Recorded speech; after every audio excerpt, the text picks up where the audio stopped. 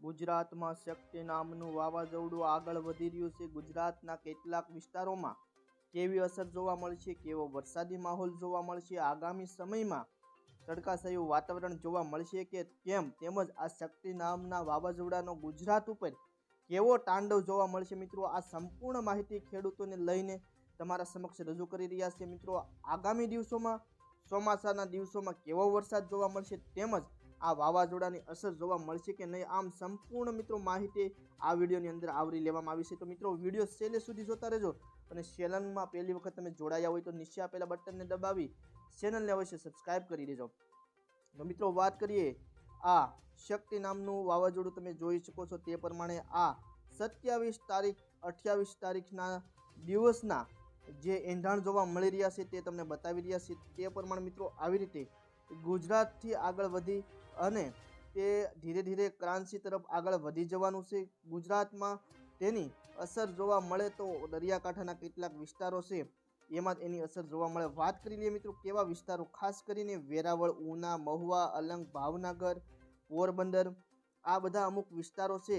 જો વળાંક ના લે તો આની કોઈ અસર જોવા નહીં મળે, પરંતુ જો વળાંક લઈ અને થોડી ઘણી દરિયાકાંઠાના વિસ્તારોમાં વળાંકના લીધે અસર જોવા મળી શકે છે અને પવનની ગતિ પણ વધી શકે છે। અંદાજિત 80 કિમી પ્રતિ કલાક કરતાં પણ વધારે મિત્રો પવનના ઝાપટા જોવા મળશે, સાથે સુસવાટા કરતો પવન જોવા મળવાની સંભાવના રહેલી છે। હજુ અત્યારેની લાઈવ અપડેટ પ્રમાણે મિત્રો હજુ નિશ્ચિતપણે ગણાવી ના શકાય કે ગુજરાત તરફ જ તે આ શક્તિ નામનો વાવાઝોડુંનો તાંડવ જોવા મળી શકે, પરંતુ અત્યારે મિત્રો તમને જે કાંઈ દ્રશ્યો બતાવી રહ્યા છીએ એ તારીખ 27, 28 અને આગળના દિવસોના જે દ્રશ્યો છે આવી રીતનો મિત્રો ઘોર ચક્રાવો મિત્રો જોવા મળશે અને ગોળ ચક્રાવો ધીરે ધીરે આગળ વધી શકે છે અને ગુજરાતના બહારના જે દરિયાકાંઠાના વિસ્તારો છે તેને ટચ પણ કરવાની સંભાવના રહેલી છે, પરંતુ અત્યારે નિશ્ચિતપણે કહી ન શકાય કોઈ પણ જાતનું।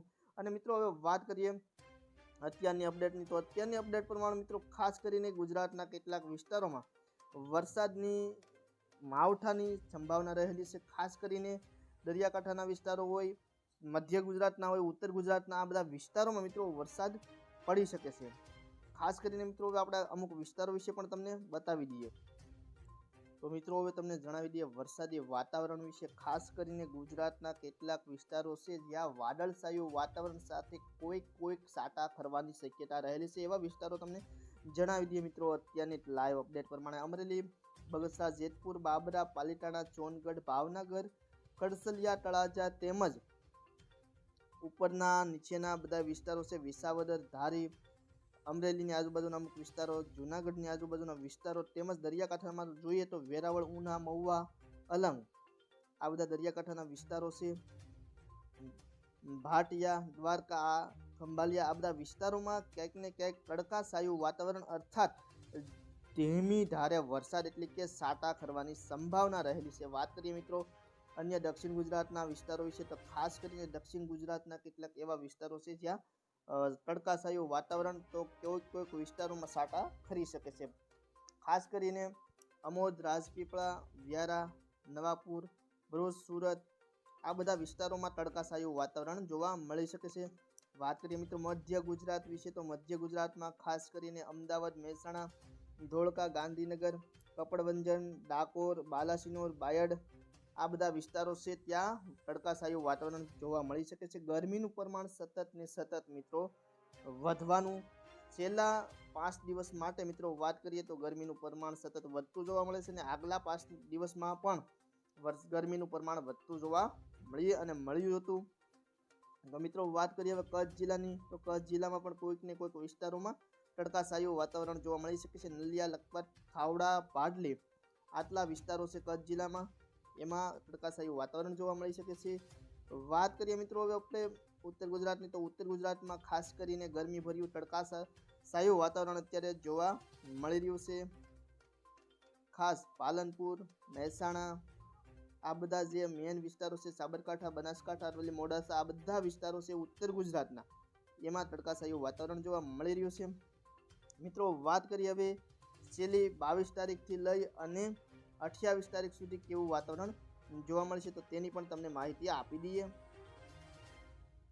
તો મિત્રો વાત કરીએ 23 તારીખ, 22 તારીખ, 23 તારીખ, 24 તારીખ, 25 તારીખ, 26 તારીખ, 27 અને 28 સુધી વાતાવરણમાં પલટો આવી શકે છે અને ગુજરાતના કોઈ વિસ્તારોમાં પવનની ઝાપટા સાથે વરસાદી માહોલ એટલે કે પવનના ઝોટા સંભળાઈ શકે છે.